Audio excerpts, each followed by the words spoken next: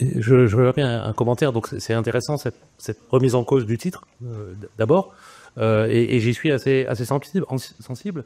En fait, quand on a intitulé la séance comme ça, on avait en référence un vieux dossier de la revue Hermès qui s'appelait Les guerres de mémoire dans le monde, un dossier qui a une dizaine. C'est un très bon dossier, et c'est vrai qu'on a repris un peu mécaniquement ce titre, et je trouve tes réflexions très intéressantes. Au fond, dans un cadre démocratique, il vaudrait mieux parler de controverse ou de polémique mémorielle, mais le mot guerre est assez inapproprié. Je souscris entièrement à ce que tu viens de dire, oui, effectivement. Et ensuite, pour ceux qui, disons, pour voir qu'est-ce qui se passe dans les pays que je connais le plus, et j'ai travaillé, et on a vu, par exemple, en Argentine, les vidéos il y a deux vidéos, 2023, 2024 et 2025, et la présidence et la nation a produit pour la date du 24 mars, que c'est la date de la commémoration du coup d'État, et alors c'est la date où on tient comme société dans l'espace public, il y a des manifestations chaque 24 mars, les causes de la vérité, la justice et la mémoire. Et ce sont des vidéos produites pour ceux qui s'appellent Bataille culturelle. Et pour, disons, pour reprendre un discours qui justifie, c'est pas de l'ordre de la négation, presque qui justifie, ou qui justifie un peu, qui donne raison justificative du coup d'État et de la répression violente terroriste, elle ne dit pas terroriste, mais dans la dictature en Argentine. Et seulement au passage, il dit bon, il y a eu des violations de l'homme, les chiffres sont moins 30 000, etc. Ils sont 7 300. Mais c'est un discours de l'ordre il y a un effacement de la partie les dernières, c'est 20 minutes par exemple. Il y a un effacement de la répression et l'accent est mis pendant 17 minutes sur 20 sur les crimes des guerrillas. Alors, c'est une action aussi au manque de débat. C'est un réveil du côté de la droite, de l'extrême droite. C'est un réveil par rapport à un discours qu'on n'a pas eu pendant des années en Argentine. À cause de cette idée de théorie de dédouanement, qui est cette vision comme un anathème sur lequel on ne peut pas discuter. Alors, ok, hein, on ne parle pas de guerre, mais moi, alors, je vous conseille tous d'aller voir cette vidéo, hein, donc, qui est sur le site de la Casa Rosada, qui, moi, m'a quand même beaucoup marqué, parce que d'abord, elle est parfaitement bien faite d'un point de vue technique et rhétorique, hein, elle nous propose un récit de l'histoire argentine dans les années 70, 83, qui est, oui, voilà, extrêmement bien monté, en quelque sorte, et qui, effectivement, commence, alors tu dis on ne peut peut-être pas parler de révisionnisme, mais qui commence quand même par une technique de relativisation du nombre de victimes qui a précisément été la technique, par exemple, des négationnistes en Europe au tournant des années 70. Lorsqu'il s'agissait d'expliquer que, au fond, la Shoah n'avait peut-être pas été ce qu'elle était, puisque les premières discussions des négationnistes à ce moment-là, c'est de dire il n'y a évidemment pas 6 millions de juifs qui ont été examinés dans les camps d'abord, peut-être 1,5 million à tout casser, et c'était une première manière de commencer à discuter, au fond, au bout du compte, la réalité ou l'intentionnalité de la Shoah. Donc, bon, il y a une autre discussion qu'on pourrait avoir, mais peut-être pas ici, sur s'agit-il de révisionnisme historique. En tout cas, ce que je trouve très intéressant dans cette vidéo, c'est que, elle provient du gouvernement, qu'il y ait des polémiques mémorielles dans une société, parce que d'un côté, il y a des groupes de victimes, de l'autre côté, des groupes de militaires, par exemple, qui chacun porte une mémoire d'un événement. C'est une chose. Mais là, quand même, ce n'est pas une parole de l'autre, c'est la parole gouvernementale. Et puis l'autre truc qui m'intéresse quand même, c'est que le discours qui est tenu, dans cette vidéo, mais en fait, plein d'autres documents de ce type, dans plein d'autres pays d'Amérique latine, est un discours qui est quand même en rupture avec le consensus scientifique construit par la communauté des historiens, la communauté internationale des historiens, aussi bien les Argentins que les autres qui travaillent sur l'Argentine. Là, on a un problème, c'est-à-dire c'est en rupture avec le consensus de sciences sociales et humaines, et c'est aussi avec le consensus politique de nos sociétés. C'est-à-dire, il n'y a pas une revendication claire, explicite de la dictature, mais il y a même pas, disons, la déclaration claire à notre voix de Nunca Más, les consensus contre tout genre de violence. Alors c'est un peu, il joue un peu à la frontière de la négation du consensus, pas seulement de l'annulation du monde. En fait. Et là, le problème pour nous, c'est que nos chercheurs, enseignants, etc., académiques, et ceux qui opèrent dans notre communauté scientifique,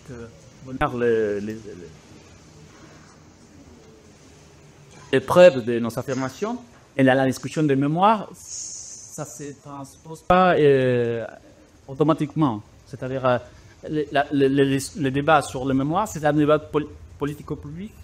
Et une fois qu'on entre dans l'arène politique, on est parti. Il y a pas c'est pour les strates dans l'historique, on fait partie on prend parti, quoi. Il n'y a pas l'objectivité, quelque sorte de méthodologie qui tienne à la validité de nos affirmations. Alors, on a évidemment le cas de l'Argentine. On se souvient que lorsque Bolsonaro était au pouvoir, il était beaucoup intervenu publiquement et souvent en termes très sommaires d'ailleurs sur le passé autoritaire du Brésil, en regrettant une fois, par exemple, que la dictature ne soit pas allée assez loin dans l'élimination, en gros, subversif.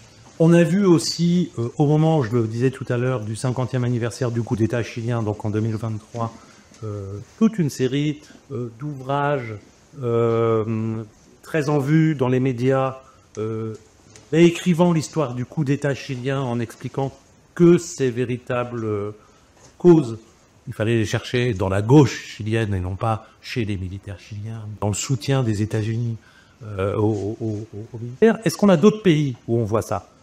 Alors on ne va pas balayer toute la région parce qu'on n'a pas le temps et la région est grande. Et par exemple, en Uruguay, est-ce qu'on a un phénomène de contre-récit? Donc ne parlons pas de révisionnisme, ok, parlons donc contre-récit. Est-ce qu'on voit ça émerger également? Ou même d'autres pays que tu connais peut-être moins bien? Comment ça se passe par exemple dans des pays qui n'ont pas eu des régimes de sécurité nationale aussi nets, je dirais que l'Argentine, le Brésil, le Chili, mais où il y a quand même eu d'immenses violences dans la période récente? Je pense à la Colombie, au conflit interne en Colombie, je pense au conflit interne au Pérou, ou au conflit interne au Guatemala, ou au Salvador. Enfin bon, il y a plein d'exemples. Oui, je pense pour l'Uruguay, je pense qu'il y a un discours, je dirais pas très légitime, mais il y a Cabildo Abierto, c'est qui refuse de parler de dictature, terrorisme d'État, aussi donne des raisons de justification par ce qu'il appelle régime civico-militaire, pas dictature civico-militaire. Mais je vois aussi, en Colombie, pour parler de la Colombie, il y a toutes les solutions terminologiques, c'est-à-dire avec l'accord de paix, on a à partir de l'accord de paix, notamment, et peut-être de rapport à Bastacha, de la commission pour un mois historique Colombie, on commence à avoir un consensus sur les passés violents pour l'appeler un conflit armé. Et cela veut dire qu'il y a un refus de prendre l'idée de Uribe de parler de terrorisme. C'est-à-dire, ce genre de changement arrive à chaque fois où il y a une transition, démocratisation, une transition vers un ordre politique qui pacifie et qui essaie de donner un réponse au conflit politique passé violent. Et donc, on voit que, à l'inverse, lorsque Duque était président, il a essayé de revenir sur les terminologies du terrorisme. Pareillement, en Uruguay, en Argentine, dans les vidéos, il parlait des guerres révolutionnaires. Agustín c'est cet intellectuel de droite qui est très lu en Colombie aussi. Je suis allé pour la première fois il y a quelques 3 ans, je pense, non, un peu plus, 4 ans. Et je suis entré dans une librairie et il y avait tas de deux fois livres de Lache, un intellectuel argentin de ce moment. Et donc, on voit ça en Uruguay, on voit ça aussi au Brésil avec Bolsonaro et avec Olavo de Carvalho. Olavo de Carvalho. Mais qui heureusement n'est pas... Qui est décédé depuis. Ouais. On a vu avec ce discours qui est monté depuis la crise démocratique qu'il y a eu les élections précis, et notamment une fois que Bolsonaro est arrivé au pouvoir. Mais en revanche, et je reviens aussi sur cette idée de désamorcer, on voit que par exemple Lula a évité c'est-à-dire, je ne sais pas si on peut ou pas être d'accord, mais lorsque Lula a évité de faire de commémoration pour les 60 ans de coup d'État, lui, il reconnaît qu'il y a une division importante de la Chine. Il est plus préoccupé par le coup d'État de 2023 que dans celui de 63. Et également, lorsque Mujica a laissé les commémorations pour les victimes de la guérilla, et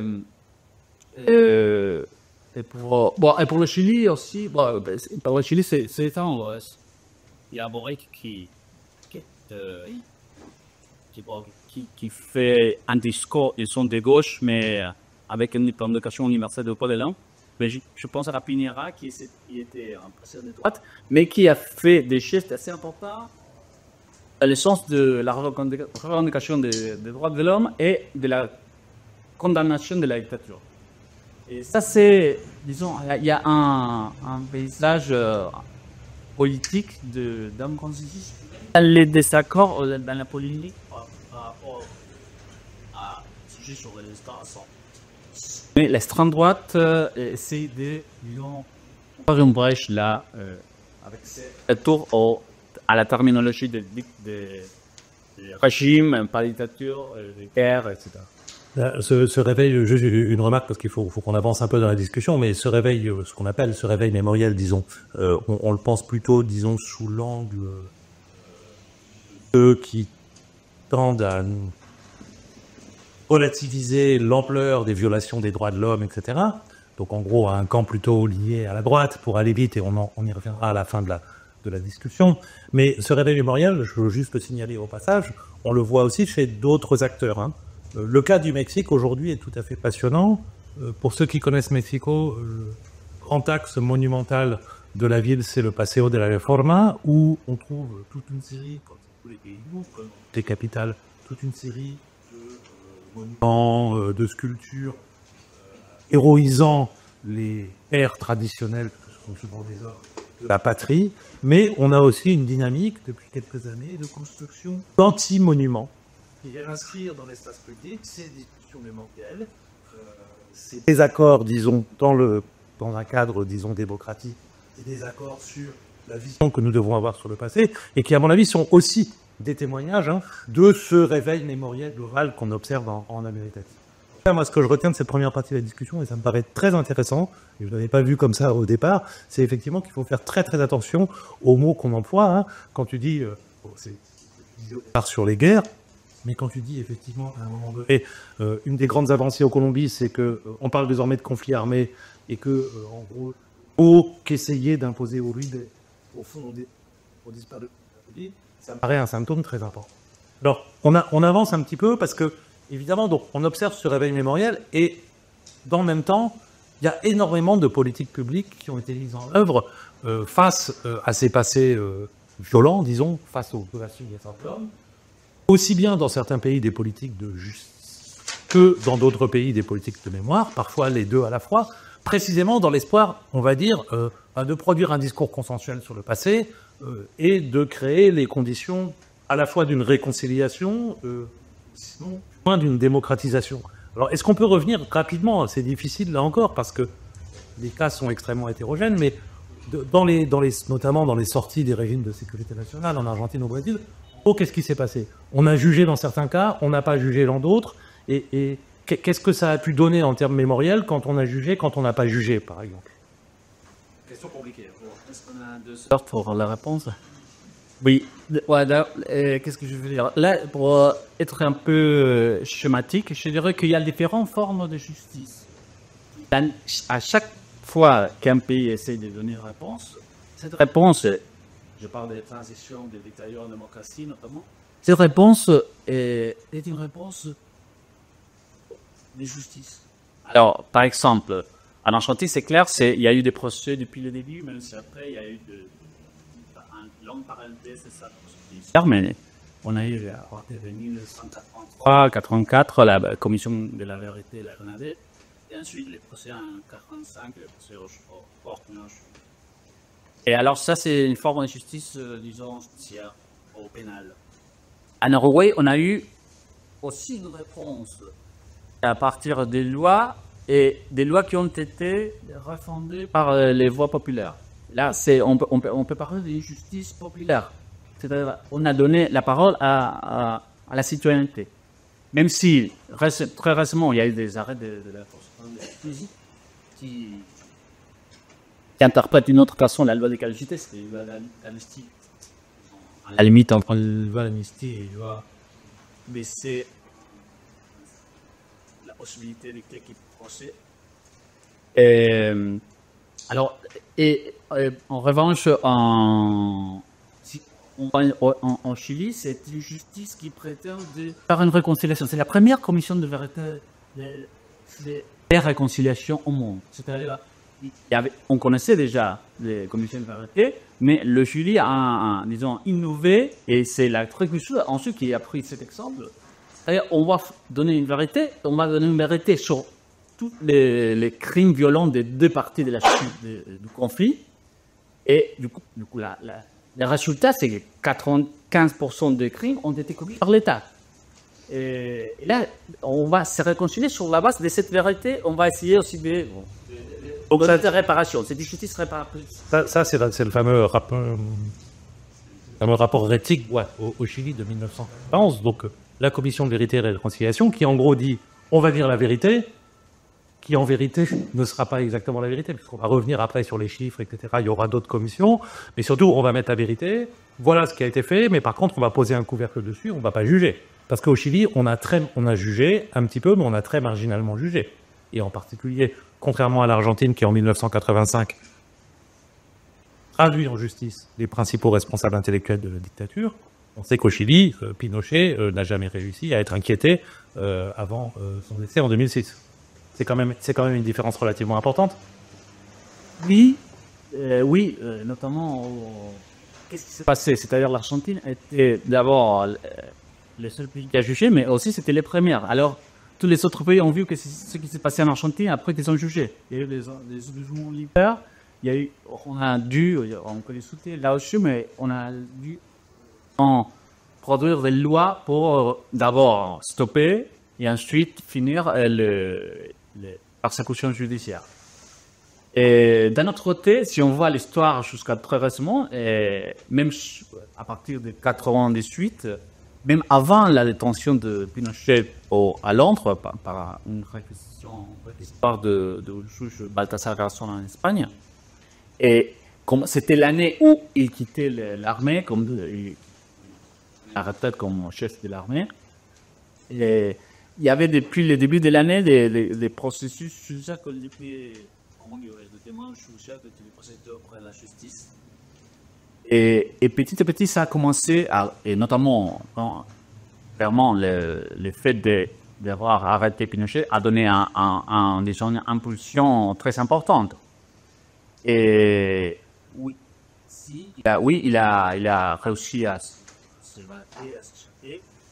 La conséquence a été aussi qu'il a perdu de la légitimité égyptienne, c'est-à-dire la division. Ce qui m'intéresse, c'est aussi qu'il y a toujours la société et une division de la société. Il faut savoir gérer ça.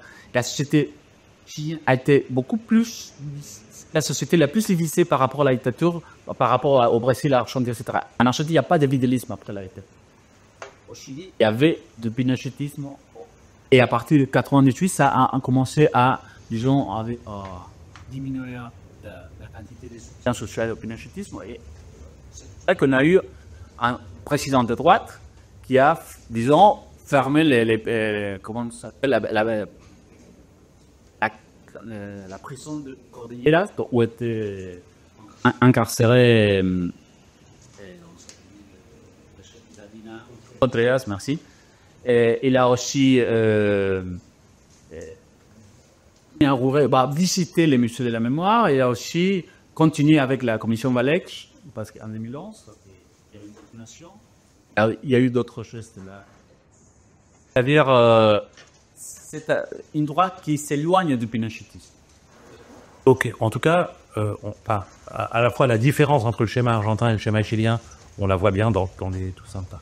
Hors de ce que tu as dit. C'est-à-dire que l'exemple argentin ne donnait peut-être pas très envie de juger les militaires puisque ça avait donné lieu à des réactions violentes des militaires, mais surtout c'était aussi lié aux conditions de la transition. C'est-à-dire que la transition est une transition pactée, elle ne l'est pas en Argentine. Bon, il y a quand même des pays qui n'ont pas du tout jugé, comme le Brésil par exemple. Et là, ça me semble un cas intéressant.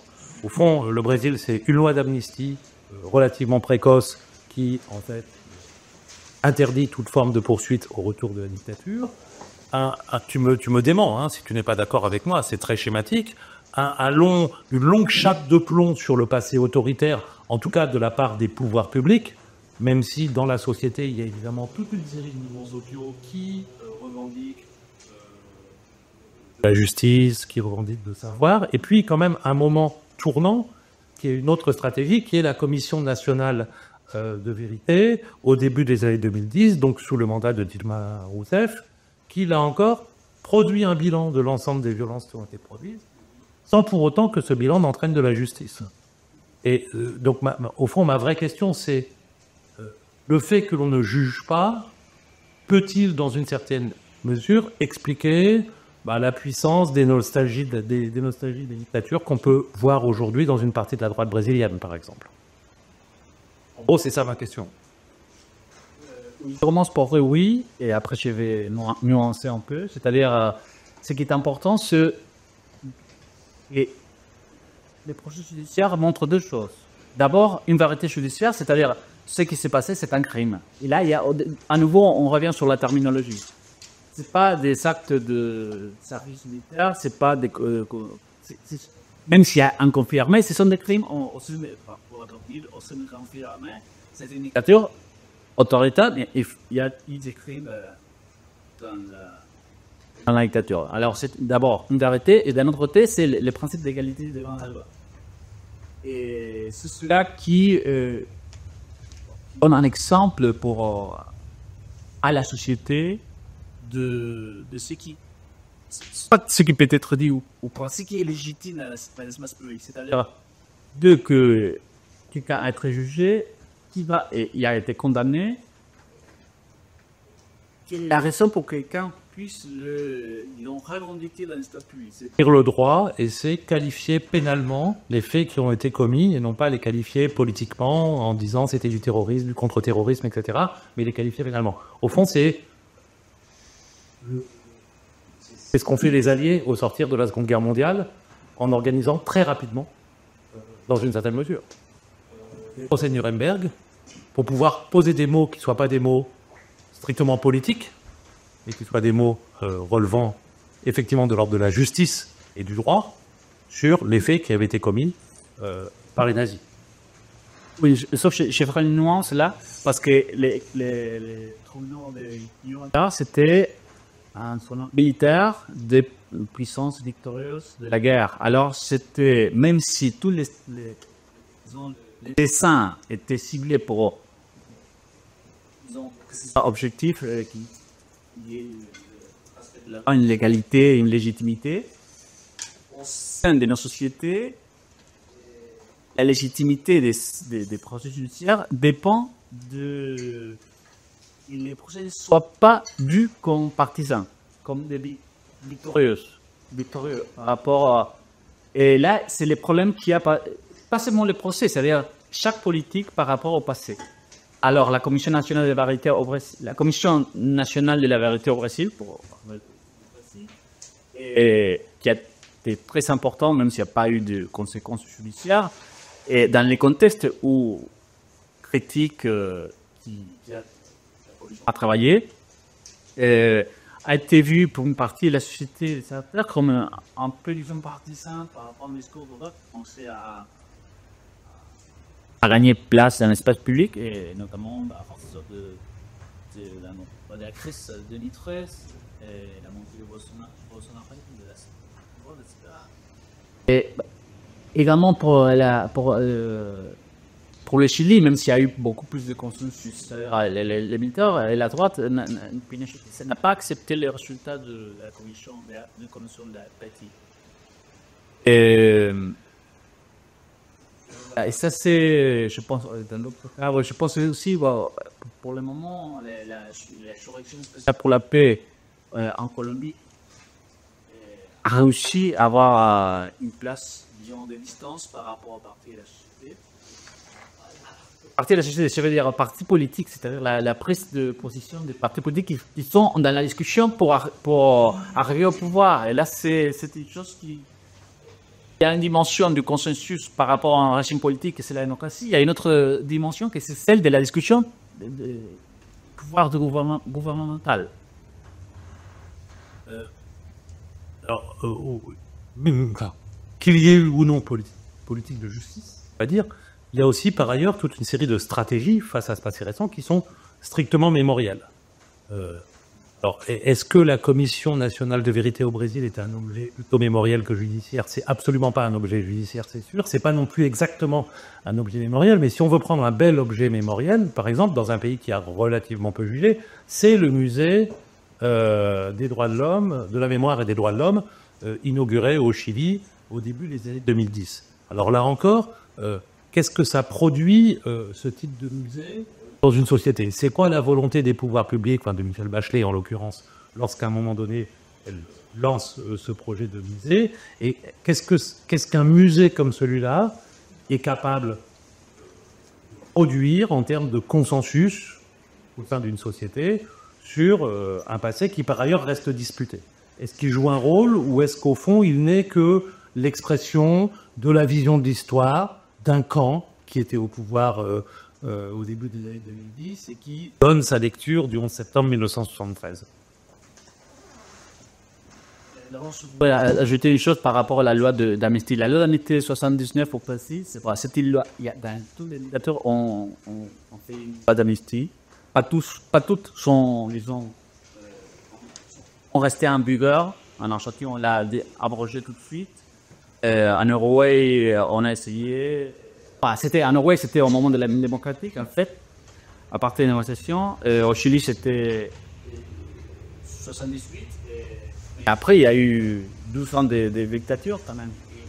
Au début, on n'a pas arrivé à faire des processus judiciaires.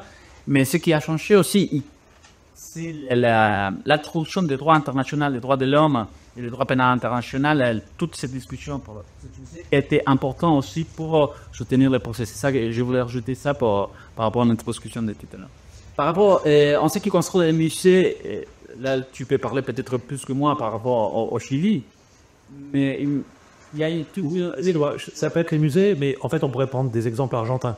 Que produisent les lieux de mémoire argentins très symboliques qui ont été l'ESMA, notamment l'ESMA, quoi, qui est dans le viseur de Milei en ce moment, justement, quoi. Oui, il y a toute une discussion par rapport à la muséologie des crimes des masses. Et je dirais que ce qui est important, c'est le récit qu'on montre à chaque fois dans chacun des musées. Ça veut dire qu'est-ce qu'il donne à voir. Pareillement pour les films.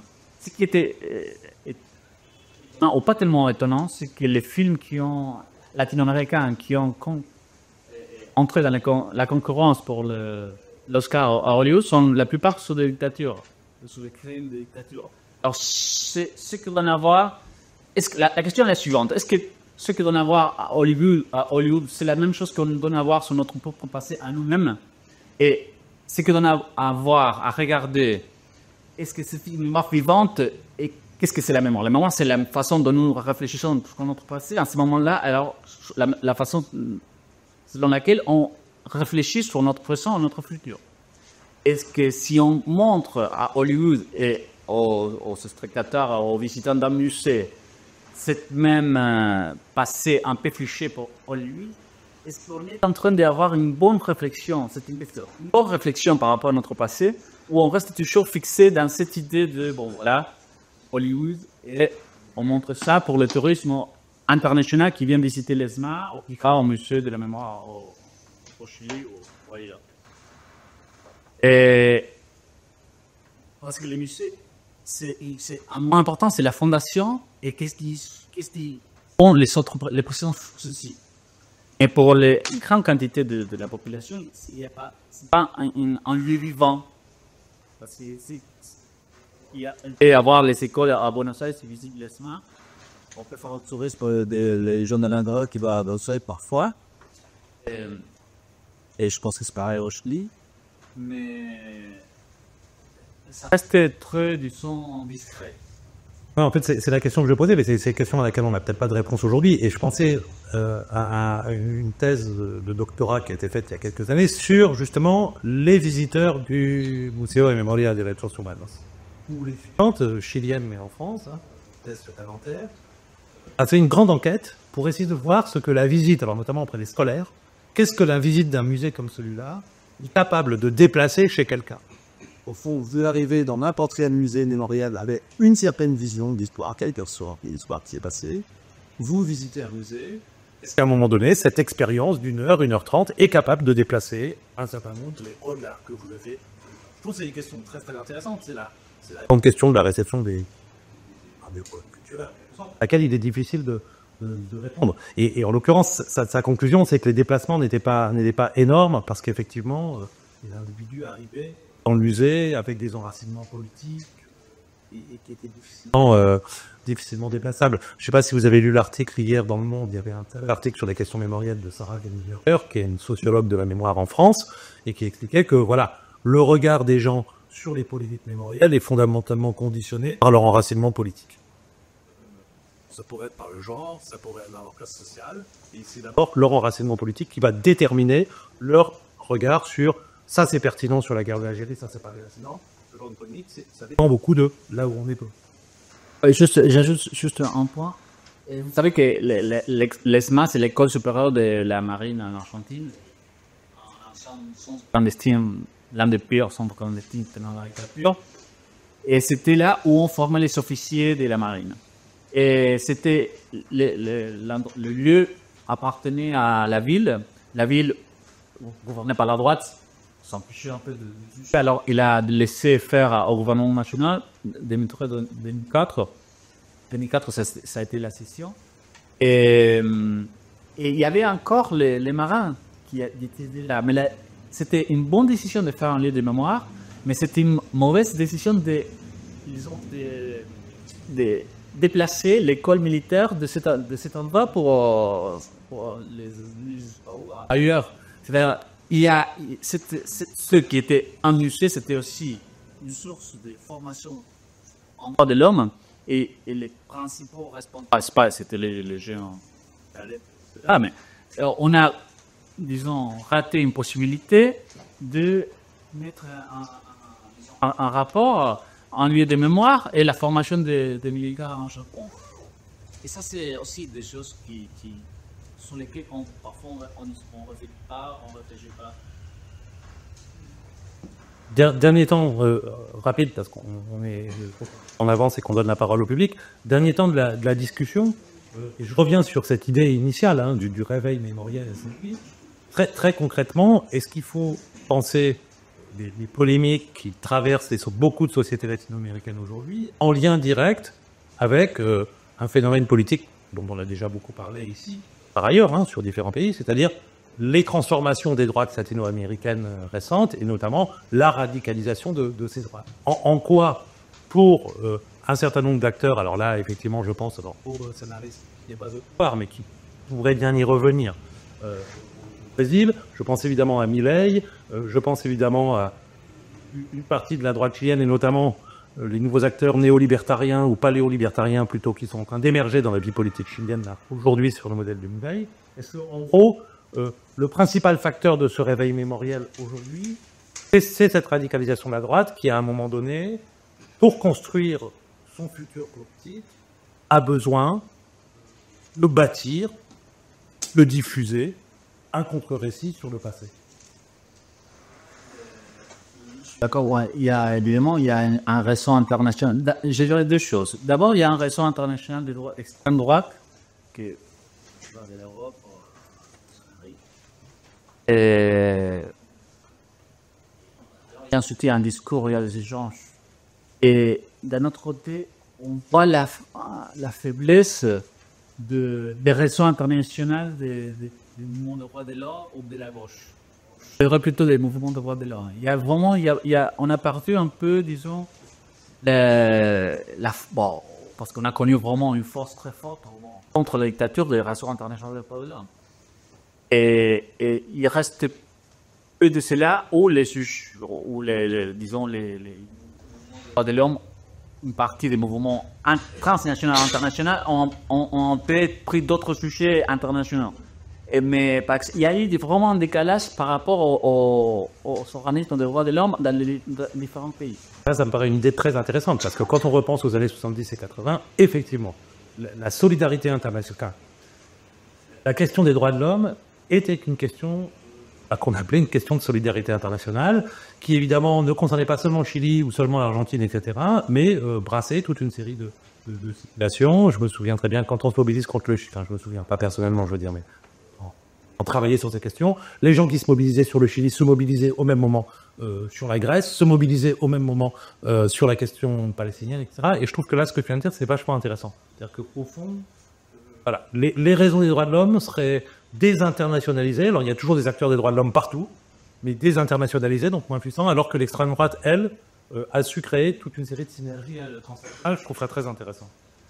Je vais donner des exemples, c'est-à-dire, on a eu à Venezuela, les organisations de défense des droits de l'homme, on ne trouve pas une solidarité dans quelques organisations d'autres pays.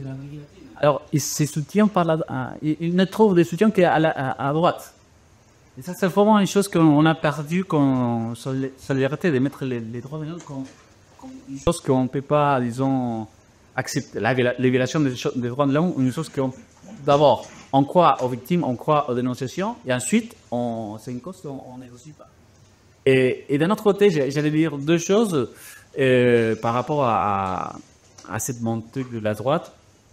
Il me semble que dans une grande partie de ces droits de l'Amérique latine, il n'y a pas un discours, disons, un discours très structuré, une idéologie forte de droite des revendications de l'égalité. Une grande partie du cas, c'est de l'opportunisme.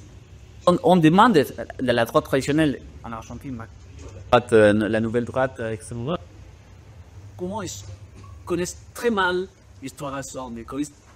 Bon, on a le sentiment qu'ils n'ont jamais réfléchi là-dessus. Et alors, il y en a aussi, bon.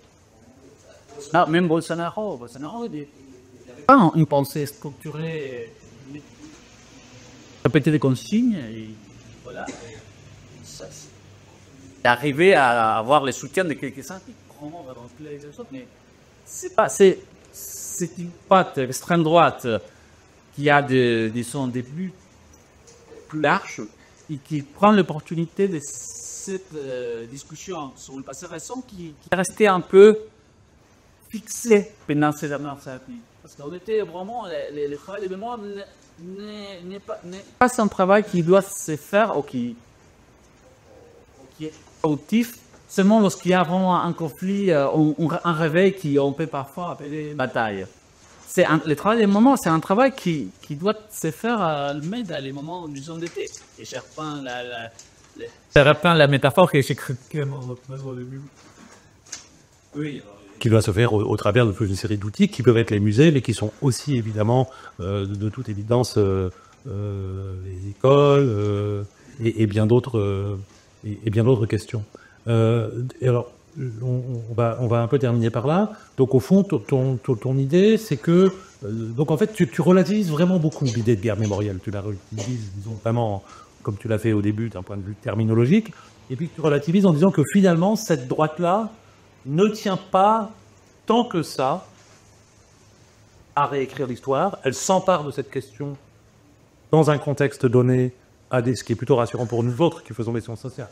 Elle s'empare de cette question mémorielle à un moment donné à des fins politiques, hâte gagner une élection, mais au fond, il n'y aurait pas cette volonté. Moi, ça me semble quand même, et je te crois très, très volontiers, moi je ne suis pas du tout spécialiste de ces questions, moi j'ai l'impression que quand je regarde le schéma, et je voudrais qu'on termine la discussion là-dessus, quand je regarde le schéma qu'on observe en France, c'est quand même un petit peu différent. J'ai l'impression qu'il n'y a pas seulement de l'opportunisme quand une partie, aujourd'hui de la droite, essaie réellement, par exemple, de réécrire l'histoire coloniale de la France. J'ai l'impression que ça va un petit peu plus loin avec des historiens professionnels qui peuvent se mettre au service de cette extrême droite pour bâtir un discours qui est en rupture, on va dire, avec le consensus actuel. Donc, au fond, cet enjeu-là serait plus superficiel côté latino-américain que côté français. Enfin, on va pouvoir en discuter. Moi, il me semble qu'en France, aujourd'hui, c'est un des enjeux majeurs. Et c'est d'ailleurs, c'est aussi une sorte de deuxième question que je te pose. Au fond, qu'est-ce que les professionnels des sciences humaines et sociales, qui essaient justement par un dialogue international, un rapport méthodologique au passé, etc., investigation des savoirs les uns par les autres, pour toute une série de méthodes pour bâtir un discours, est-ce que aujourd'hui, elles sont aussi un peu dépassées, ces sciences humaines et sociales internationales, par ces discours très, très politiques qui bâtissent du contre-récit un peu caricatural, mais finalement qui a une portée médiatique beaucoup plus forte de notre propre discours, y compris les origines de la qualité de la nationalité qui est arrivé à être un grand public. Je sais pas.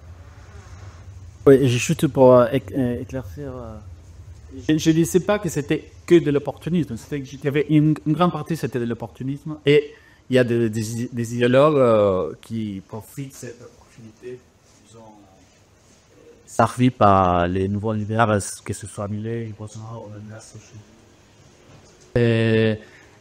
l'exemple de l'Argentine, c'est la vice-présidente Villarruel. Elle est vraiment une idéologue qui fait partie d'une association de défense de victimes du terrorisme, des guerrillas, etc. Mais c'est pas elle qui a pris le discours à cause d'un conflit entre le président et l'ex-président. Et le président, il a délégué à un idéologue, disons, des réseaux sociaux, qui écrit des bouquins, des livres, mais ils sont très mauvais, ils sont des pamphlets. Alors, c'est juste pour reprendre un peu cette discussion. Et par rapport aux professionnels des sciences humaines et sociales, ça c'est difficile. C'est-à-dire, ce qu'on peut faire, c'est continuer à faire ce que nous faisons et qu'on sait faire. Et essayer, disons, de donner les débats, mais pas dans les termes posés par cette genre de, disons, cette publiciste de l'extrême droite. C'est-à-dire pas tomber sur l'idée de ripostes, contre-ripostes, des batailles, des discours, mais continuer à montrer que nous avons une méthode, nous avons une connaissance, nous avons une communauté qui valide ce que nous faisons, mais vraiment c'est l'histoire de la vie intellectuelle, c'est toujours ça, c'est-à-dire à chaque fois qu'on entre, je dis au début, on entre dans l'espace public, il y a une méfiance, de quel côté vous êtes, c'est apparemment une question pour se poser. Alors, il faut, je pense, c'est-à-dire accepter qu'on a moins d'outils pour les débats publico-politiques et pour les débats académiques, mais il faut aussi quand même, de toute façon, y participer et essayer d'éviter encore les coupes crêpes pendant des budgets. Enfin, ça, c'est une autre question. Je vais passer la parole à la salle parce qu'on a un peu débordé par rapport à l'horaire habituel, mais on avait commencé en retard. Alors, je prends le micro.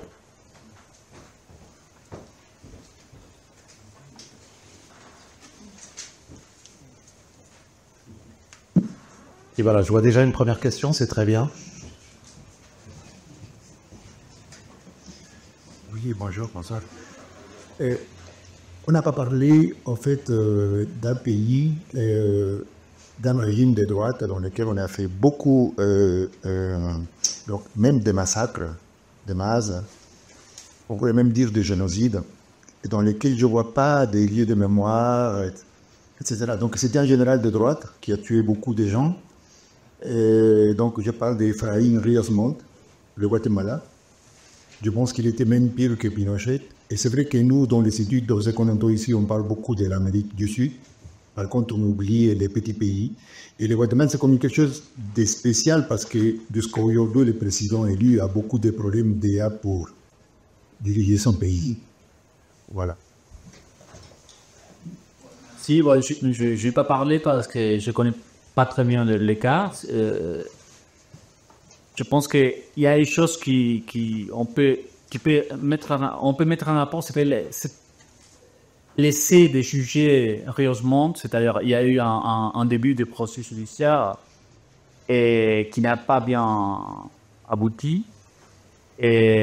Mais la seule chose que je peux dire, sinon je dois réfléchir un peu plus, mais c'est que on a parfois une sorte d'anxiété pour juger. C'est pas le cas de la Guatemala parce que beaucoup de temps s'est passé depuis la fin de la répression. Mais parfois, juger exige d'abord faire des réformes institutionnelles. L'un des piliers de la justice transitionnelle, c'est faire des réformes dans la justice, par exemple. Je vois au Chili, lorsque Patricio Aylwin avait dit on va faire la justice dans la mesure du possible, c'était pas possible à ce moment-là, mais il a fait une petite réforme dans les pouvoirs judiciaires de mettre une limite d'âge pour la retraite, 75 ans, et après, 8 ans plus tard, il y avait pas mal de retraités dans la justice, il y avait de nouveaux juges qui peut-être avaient le courage, ont eu le courage pour commencer à accepter des demandes. Et je pense que c'est un peu le cas du Guatemala, aussi le cas de El Salvador, par exemple, où il n'y a pas eu vraiment de réforme. On peut dire que dans tous les pays, il faut encore faire des réformes dans la justice, etc. Mais je pense que on peut passer à ça et aussi à, disons, la solidarité par la société à Guatemala. Ouais, je me permets de dire un mot sur le cas guatémaltèque, dont je ne suis pas spécialiste non plus, mais d'abord, il y a quand même eu un procès qui a conduit à la qualification de génocide pour l'expérience de Ríos Montt en 2013 ou en 2014. Donc le mot a été quand même acté par la justice. Donc ça, c'est un premier point. Et puis deuxièmement, effectivement, on pourrait penser que l'actuel président guatémaltèque, lancerait un certain nombre de politiques mémorielles, aussi bien sur ce qui s'est passé au Guatemala en 1954 que sur les massacres plus récents. Il n'en a rien fait, mais c'est très lié aussi à la configuration politique dans laquelle il est, où on a toujours l'impression qu'il va se faire renverser du jour au lendemain, et dans une certaine mesure, c'est quelque chose de prudent. Ça n'empêche pas qu'au Guatemala, il y ait dans la société civile, et c'est aussi une chose, bon, c'est un point qu'on aurait pu développer, qui sont les acteurs qui portent des discours mémoriels aujourd'hui dans la société. Il y a plein d'acteurs différents. Il y a l'État. L'État est un acteur de politique mémorielle, de politique publique mémorielle, et puis après, il y a plein d'associations. Et pour au Guatemala, aujourd'hui, il y a peu de politique publique de mémoire, parce que je crois que les conditions politiques ne sont pas réunies aujourd'hui.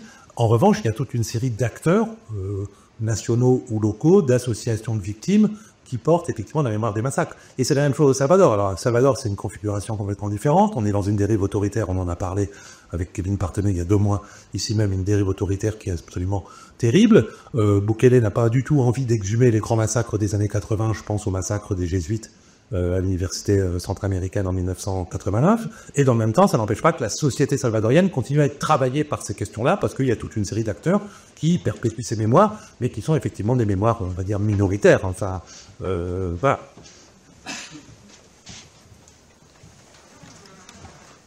Et je me permets de dire, évidemment, on n'a pas parlé de tous les pays, parce que d'abord, l'OCAS n'est pas compétent sur tout, et moi encore moins. Et puis surtout, comme vous le savez, l'Amérique latine est assez vaste.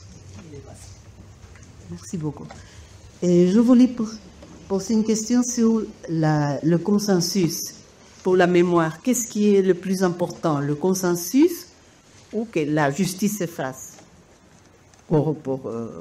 Et une autre question sur l'axe de dictature sanglante. Quel est l'axe? On analyse l'axe, ça veut dire la racine de tous, parce qu'elles étaient toutes liées, ces dictatures. Il y a eu des films sur ça, il y a eu des livres sur ça, qu'elles étaient toutes liées.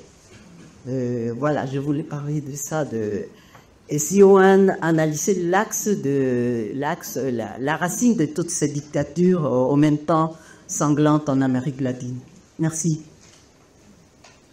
La deuxième question, c'est un sujet, là on en a pour 4 heures, hein, mais au moins la première. Oui, juste pour... il y a beaucoup d'études sur les racines, les causes qui ont mené aux dictatures en Amérique latine. Il y a eu des liens, il y a eu des coordinations des répressions, il y a eu la doctrine des sécurités nationales, il y a eu des formations de guerre contre-révolutionnaire, il y a des intérêts aussi, la participation au début des États-Unis. Voilà, il y a beaucoup de causes. Et aussi la violence politique était aussi... Et pas la cause, mais c'était un moment violent. Et la guerre froide. Et le contexte de guerre froide qui joue un rôle évidemment absolument fondamental. Mais juste pour revenir à la première question, quoi. Qu'est-ce qui est le plus important, le consensus mémoriel ou que justice se fasse? Et je trouve que c'est... Ouais, ils sont des choses liées, mais qu'est-ce que cela veut dire que justice soit faite? Si on pense à procès judiciaire, oui, c'est un but très, très, très important. Mais ce qui se passe à la suite des conflits armés et des dictatures, c'est qu'on a beaucoup ce sont des grands massacres, des crimes de grande escale, et on a plusieurs buts. On a besoin de vérité, on a besoin de justice, on a besoin de stabilité démocratique, on a besoin de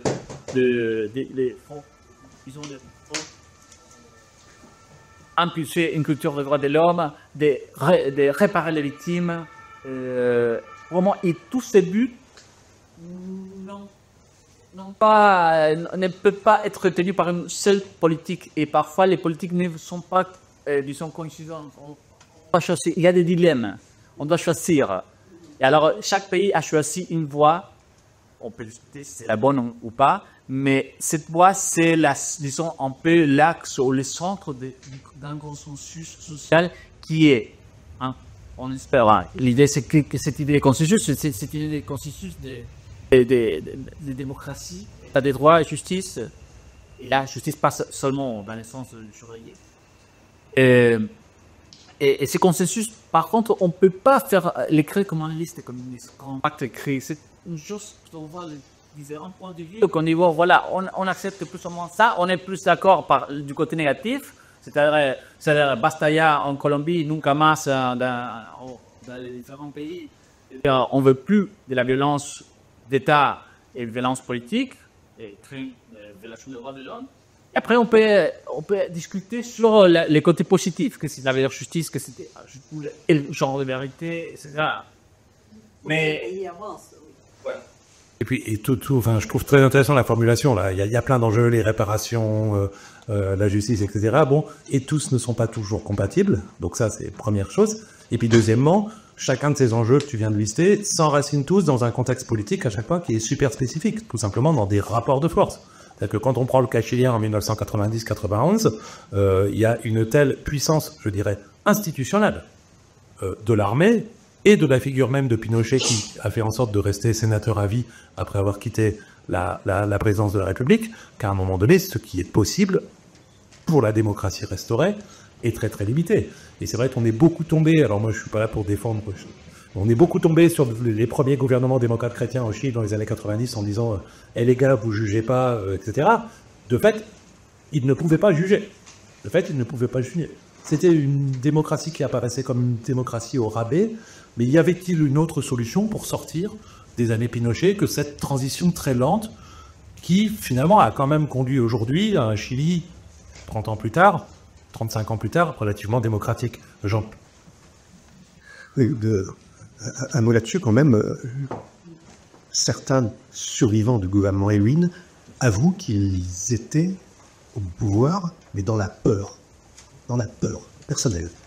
Donc c'est voilà, c'est quand même un élément qu'il faut pas oublier. Non, je vais faire une remarque plus qu'une question, mais pour regarder avec un peu plus de modestie, depuis l'Europe, la France, justice au consensus. L'Espagne, c'est le voisin. Ni consensus historique, vraiment deux lectures de l'histoire et aucune justice. Rien de rien de rien. Évidemment, ça explose tous les 20-30 ans sur un événement, sur les cimetières qu'on va récupérer. Je voudrais quand même faire cette remarque qui est qu'il y a une manière, non pas du public qui est ici, mais souvent de nous, de juger un peu comment l'Argentine, le Chili ou le Brésil ou le Guatemala traitent leur mémoire et ne pas regarder comment nous, on le fait en Europe. Et je rappelle quand même, il n'y a pas si longtemps que ça, c'était à 27 ans, les difficultés et même la défaite qui a été celle de la République française lorsque, avec l'armée française, nous n'avons pas pu mettre la statue d'Alfred Dreyfus, là, pour le centenaire de l'affaire Dreyfus, là où on avait décidé de la mettre. Il fallait la mettre ailleurs, parce que l'armée ne voulait pas. Voilà. C'est quand même quelque chose, la présence mémorielle, alors là, je reprends un petit peu, c'était ce que disait beaucoup Didier sur les lectures sur l'histoire qu'on a, c'est lié à l'Algérie, mais ça remonte à beaucoup ancien, et l'affaire Dreyfus. Il y a cette scène extraordinaire où Dogo, là, à un moment, reçoit un visiteur, et un officier rentre, il ressort, et Dogo lui dit, nous sommes en 1941 à Londres. 40. Cet officier est un co. Ah bon, pourquoi, mon général? Eh ben, cet officier pense que Dreyfus était coupable. Il vécu en 1940 à Londres. Voilà, je rappelle quand même cette petite chose sur les mémoriels, et le problème qu'un pays aussi voisin que nous, et aussi proche, et aussi lié à l'Amérique latine, voilà, regardons un petit peu ce qu'a fait l'Espagne, quoi. Ce qu'on n'a pas fait l'Espagne. Juste un moment publicitaire sur la question de l'Espagne. Vous lisez l'excellent livre de Sophie Babi, une collègue de l'Université de Bourgogne, à Dijon, qui est sorti récemment aux éditions Ma Découverte, qui s'appelle Juger Franco, point d'interrogation, et qui précisément retrace ce questionnement tel qu'il surgit depuis les lendemains de la Seconde Guerre mondiale. Dès 1945, 46, 47, la question est posée par divers acteurs, des associations de victimes, etc. Il va falloir juger ce gars qui est encore au pouvoir, etc. Et elle se pose effectivement jusqu'à sa mort, et puis ensuite bien après. Et c'est assez intéressant comme exemple européen. Comment s'appelle le film de Walter Salles? Il s'appelle, alors en français, il a été traduit par « Je suis encore là » ou « Je suis toujours là ». Je suis toujours là en français, et je trouve qu'il aurait mieux valu traduire « Je suis encore là » a priori. Et je vous conseille, parce que pour le coup, c'est une très, très belle réflexion sur ces questions-là. Une ou deux dernières questions sont possibles, n'hésitez pas. Alors une, là-bas, déjà. Là, vous êtes la plus loin possible pour moi, je ne sais pas quand je vais vous atteindre. Bonsoir, merci pour votre conférence. J'avais une petite question sur les contre-récits. Vous les avez beaucoup tournés sous l'angle des gouvernements, mais comment est-ce que ça se passe quand ces contre-récits se trouvent au sein des populations? Qu'est-ce que ça traduit de ces sociétés et quels objectifs ont-elles et comment arriver à un procès de justice? Merci. Je vais voir si j'ai bien compris, c'est-à-dire si les contre-récits sont au sein de la société d'une façon générale, pas un acteur particulier. Exactement. Ok. Le centre de la société qui ne sont pas portés directement par le gouvernement.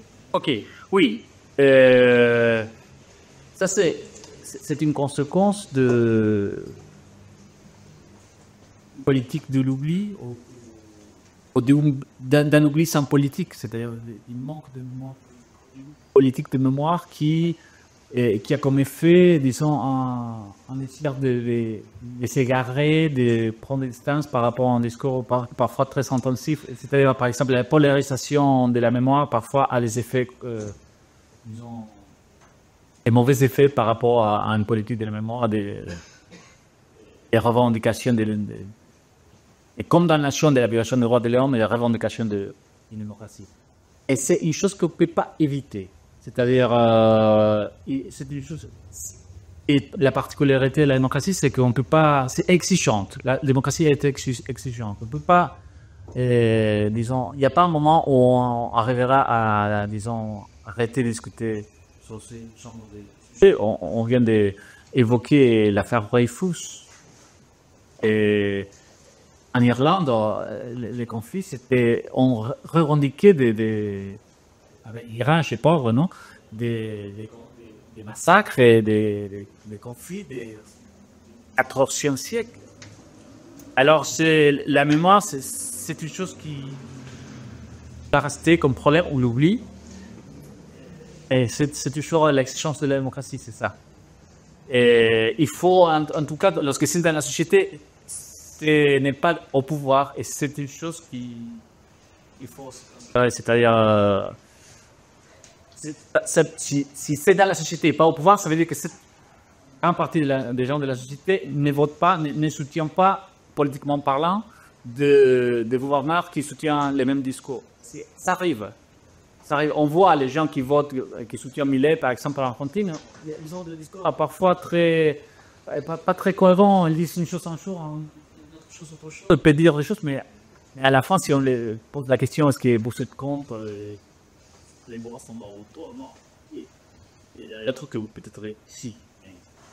Après, la question que vous posez, à mon avis, c'est la question fondamentale. C'est-à-dire que l'État, tous les États, développent des politiques publiques mémorielles, fabriquent des musées. Je sais pas, on a un musée sur les mémoires de l'esclavage à Nantes maintenant, qui est un musée assez récent, et c'est à un moment donné un discours qui a été fabriqué par des universitaires, par des milieux associatifs, mais avec la bénédiction des pouvoirs publics, en gros, et qui, à un moment donné, propose une lecture du rapport de la France à l'histoire de l'esclavage. Bon, mais vous aurez toujours, et c'est logique, si vous voulez, toute une série d'acteurs sociaux qui, à un moment donné, vont à l'encontre de ce discours qui se veut unificateur et consensuel.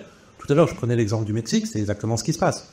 Aujourd'hui, au Mexique, vous avez toute une série de collectifs qui disent, qui protestent contre l'occultation totale des victimes, des victimes de la contre-insurrection, disons, dans les années 70-80, où il y a eu des milliers et des milliers de disparus qui aujourd'hui sont même pas vraiment bien connus par l'historiographie, même les historiens ont beaucoup de mal à travailler là-dessus, et c'est un des objets des anti-monuments du Paseo de la Reforma que je citais tout à l'heure.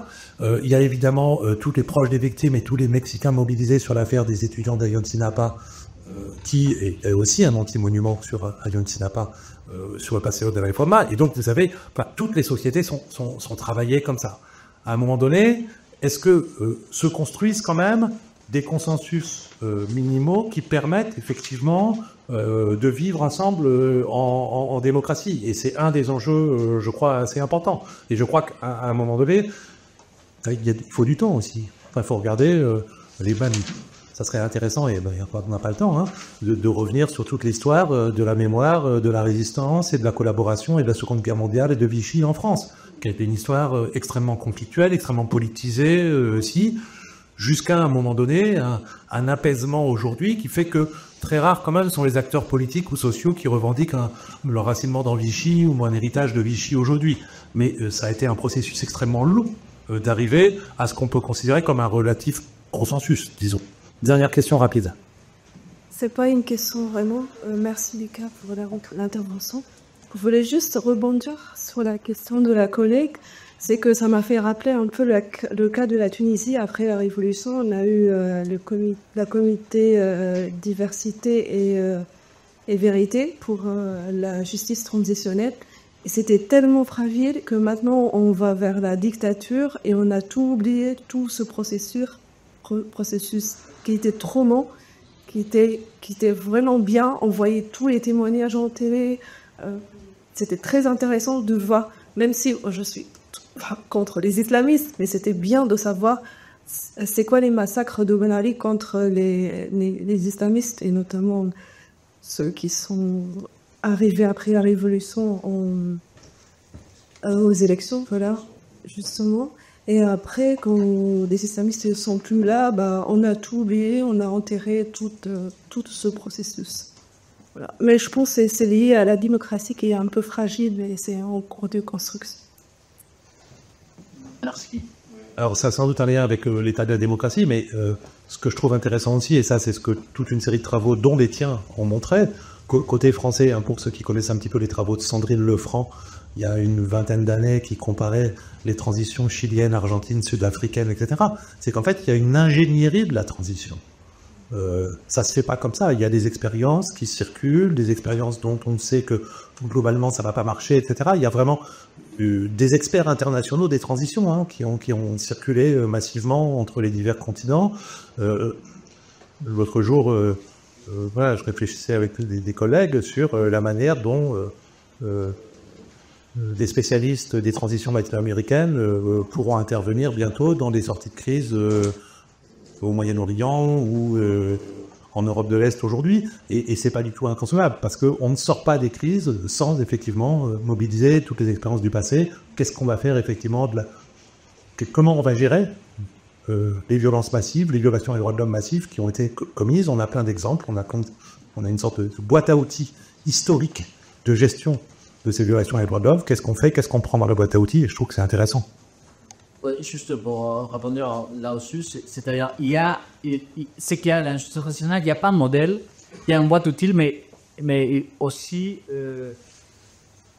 ce qu'on voit, c'est qu'on peut apprendre, on peut prendre des leçons d'autres cas, mais pas prendre vraiment des outils ou des politiques telles quelles ils ont été. C'est pas des recettes. Ouais, c'est pas des recettes. Voilà, il n'y a pas de recettes, mais pour moi, il y a des experts, mais il y a aussi les acteurs même. Il y a une discussion, un débat, une discussion internationale, c'est-à-dire l'Uruguay a vu ce qui s'est passé en Argentine, même le Chili, l'Afrique du Sud a vu ce qui s'est passé au Chili, et la Colombie a vu tout ce qui s'est passé dans tous ces cas-là. Mais à chaque fois, il y a quelque chose de l'ordre de l'invention. Et cette invention, cette nouveauté qu'on peut trouver dans chaque pays, c'est fait à partir de la compréhension de la politique, de la situation nationale. Et je pense que, je ne connais pas le cas de la Tunisie, mais je pense qu'il faut faire attention par rapport à l'expertise, c'est-à-dire à cette professionnalisation de la justice institutionnelle, parce que ce n'est pas suffisant. Bonjour, merci beaucoup. Je remercie beaucoup Lucas d'abord pour sa présence sur cette place. Je vous remercie beaucoup pour votre présence et je vous invite à la dernière séance de l'année avant la coupure de l'été. Mais nous reprendrons en septembre, je vous le dis tout de suite, de la TALAC, qui aura lieu le 12 juin. Alors, ça sera une séance déjà particulière parce que les 4 organisateurs de la TALAC seront là ensemble, ce qui n'est jamais arrivé. Donc, Christophe Ventura, Lamia Walalou, Alice Fléché et moi-même. Et puis, d'autre part, on aura un sujet qui est un sujet passionnant pour quiconque veut comprendre l'Amérique latine, qui sera le sujet religieux. Donc, pour faire écho à des critiques gentilles sur notre titre, les guerres mémorielles, hier, nous devions trouver le titre de la séance du 12 juin. Et nous nous sommes empoignés assez violemment sur notre liste WhatsApp pour savoir comment on allait intituler notre séance sur les religions. Finalement, je vous donne le titre. Ça s'appelle « Terre en transe, point d'interrogation », référence au film de Glover Rocha qui s'appelle « Terre en transe », les nouvelles frontières du religieux en Amérique latine. Donc ça sera le 12 juin. On vous y invite et ce sera donc la dernière séance de l'année. Merci beaucoup encore pour votre présence et merci Lucas.